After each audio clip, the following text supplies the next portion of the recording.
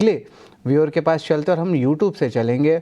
और यहाँ पे जो है मयंक पलिवाल जी जो हैं, यहाँ पे इनकी जो है आयरेडा की रिक्वायरमेंट आई है। इन्होंने जो है बाइंग प्राइस 190 रुपीज़ का है और ये बार बार मैसेज कर रहे हैं कि जो होल्डिंग पीरियड है इनका 2 से 3 साल का है, यानी कि लंबे अवधि के लिए। ओवरऑल जो है इन्होंने बताया नहीं कि क्वांटिटी इतना क्या है, लेकिन कुणाल ज़रा बताएंगे कि आयरेडा करंट लेवल्स पे क्या लग रहा है, स्पेशली अगर लॉन्ग टर्म बेसिस पे यहाँ पे देख रहे हैं मयंक पलिवाल जी का जो रिक्वेस्ट आया है, इस पे ज़रा बताएंगे आयरेडा लॉन्ग टर्म चार्ट्स पे कैसा लग रहा है कुणाल? वेल, बहुत ही बढ़िया स्टॉक है IREDA, Indian renewable energy. And आने वाले दिनों में एक अच्छी खासी मोमेंटम पर्टिकुलर स्टॉक में देखने को मिल सकती है। इतना ही नहीं, गवर्नमेंट जिस हिसाब से रिन्यूएबल एनर्जी पे फोकस कर रही है, आप देखिए आने वाले दिनों में इंडिया एक लीडिंग पार्ट रहेगा ग्लोबल लेवल पे रिन्यूएबल एनर्जी को लेकर। एंड वहीं पे जितने भी रिन्यूएबल एनर्जी में लगे हुए स्टॉक है, सब में एक अच्छा खासा वहां पे गेन उछाल हमें देखने को मिल सकता है लॉन्ग टर्म के लिए। तो खरीदारी करके चलने की सलाह रहेगी।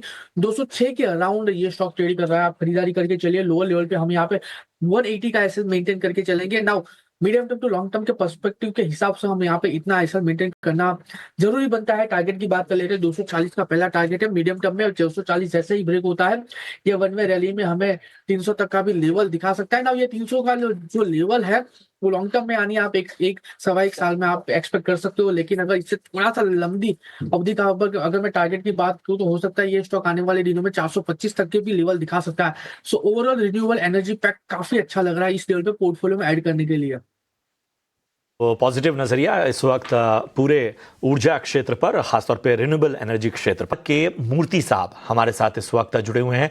मूर्ति साहब गुड मॉर्निंग, कहाँ से बात कर रहे हैं? अच्छा ठीक है, लगता है हमारे साथ वो जुड़े नहीं हैं। व्हाट्सएप के जरिए उनका सवाल हम तक आया है।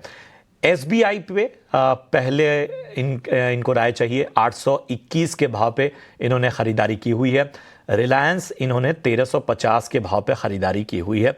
कोई नज़रिया इन्होंने नहीं बताया है, लेकिन एक बार फिर लक्ष्मीकांत जी मैं लेवल्स बता दूं। 1350 रिलायंस, एसबीआई 821, क्या रणनीति होनी चाहिए?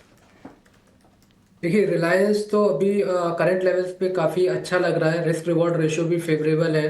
तो लॉन्ग टर्म के बेसिस पे या शॉर्ट टर्म के बेसिस पे हम इसको होल्ड करके चल सकते हैं। मेजर बाइंग जो एक्सपेक्टेड है यहाँ पर वो 1275 के ऊपर है। एक बार 1270 के ऊपर सस्टेन होता है तो वहाँ से हमें अच्छे खासे अपसाइड के मोमेंट दिखाई देंगे, जो कि रिलायंस को 1350 से लेकर 1420 के लेवल तक भी पुश कर सकते हैं। और इवन अगर हम लॉन्ग टर्म चार्ट पे भी एनालिसिस करें तो यहाँ पर 200 वीक मूविंग एवरेज के आसपास एक स्टेबिलिटी आती हुई नजर आ रही है।